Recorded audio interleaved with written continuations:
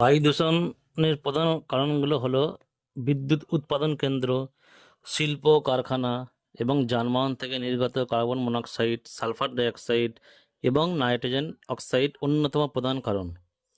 গাড়ি, বাস, ট্রাক ও উড়োজাহাজ থেকে প্রতিনিয়ত নির্গত ধোঁয়া বায়ুমণ্ডল দূষিত করে। কলকারখানা, ইটের ভাটা এবং রাসায়নিক কারখানা থেকে ক্ষতিকর ধোঁয়া ও কণা বাতাসে ছড়ায়।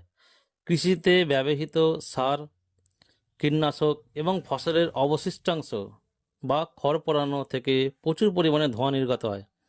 গ্রামের ঘরবাড়িতে কাঠ, পাতা বা গোবর জ্বালানি হিসেবে ব্যবহারের ফলে আভ্যন্তরীণ বায়ু দূষিত হয়। নির্মাণ কাজ এবং রাস্তা থেকে ধূলিকণা বাতাসে ভেসে বেড়ায়। দাবানল, আগ্নেয়গিরি, অগ্ন্যুৎপাত এবং ধূলিঝড়ও বায়ু দূষণের কারণ। এই দূষকগুলো কেবল পরিবেশের ভারসাম্য নষ্ট করে না, বরং মানুষের স্বাস্থ্যের ওপর মারাত্মক প্রভাব ফেলে।